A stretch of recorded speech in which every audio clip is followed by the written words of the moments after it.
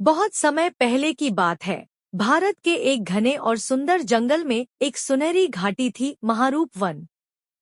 यह वन न केवल अपने हरियाली और पशु पक्षियों की विविधता के लिए प्रसिद्ध था, बल्कि यहाँ का प्रशासन भी शांतिपूर्ण और न्यायप्रिय था। इस जंगल के राजा थे शेर सम्राट अर्जुन।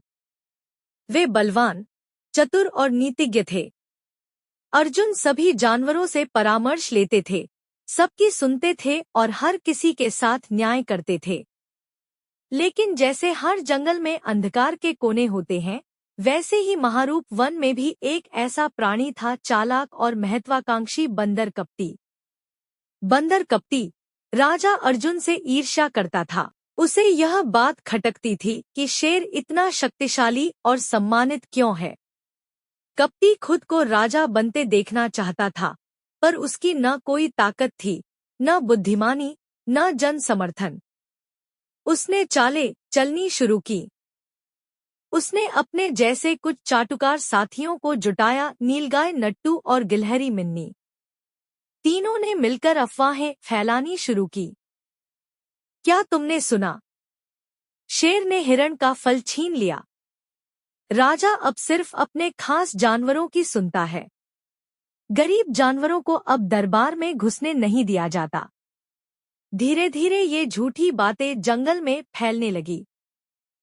भोले भाले जानवरों के मन में शंका जागने लगी। मंत्री भालू धर्मदास ने राजा को चेताया, महाराज, जंगल में असंतोष पनप रहा है, सावधान रहिए। राजा अर्जुन ने 3 दिन बाद महासभा बुलाने का निर्णय लिया। उन्होंने घोषणा की, इस सभा में हर जानवर को बोलने का अधिकार होगा। जिसे कोई शिकायत हो, वह खुलकर कहे। यह सुनकर कप्ती को अपनी योजना को तेज करने का अवसर मिल गया। उसने बाघ संग्राम को उकसाया कि वह सभा में सिंहासन की मांग करे। संग्राम सत्ता के लालच में तैयार हो गया। बंदर ने कुछ जानवरों को रिश्वत दी, जामुन, फल और मधुर चीजें देकर झूठी गवाही देने को राजी कर लिया। तीसरे दिन महारूप वन की महासभा लगी। विशाल मैदान में सभी जानवर एकत्र हुए, हाथी, भालू, लोमड़ी, हिरण, तोता, खरगोश, सब। राजा अर्जुन मंच पर खड़े हुए और शांत स्वर में बोले, अगर किसी को मुझसे शिकायत है तो बेहिचक कहे। आज हर आवाज सुनी जाएगी।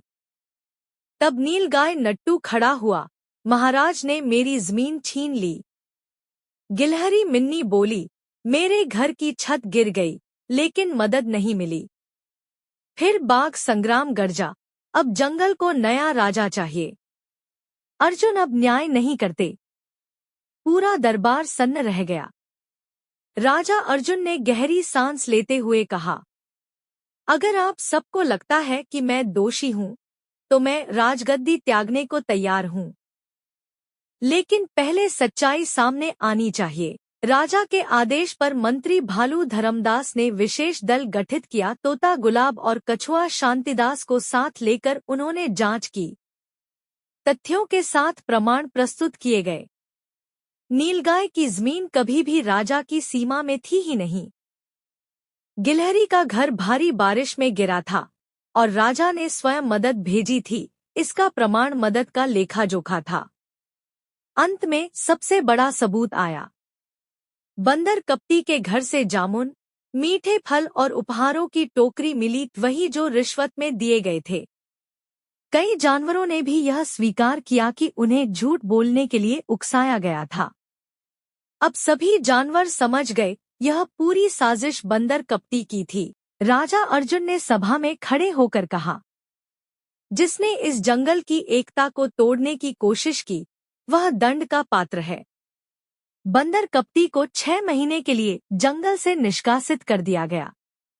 बाघ संग्राम को चेतावनी दी गई, यदि दोबारा ऐसी महत्वाकांक्षा दिखाई तो उससे उसकी शक्ति छीन ली जाएगी।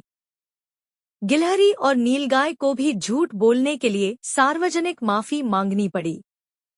जंगल की व्यवस्था फिर से सामान्य हो गई। जानवरों ने समझा, झूठ कितना भी मीठा क्यों न हो, सत्य की लौ के सामने टिक नहीं सकता।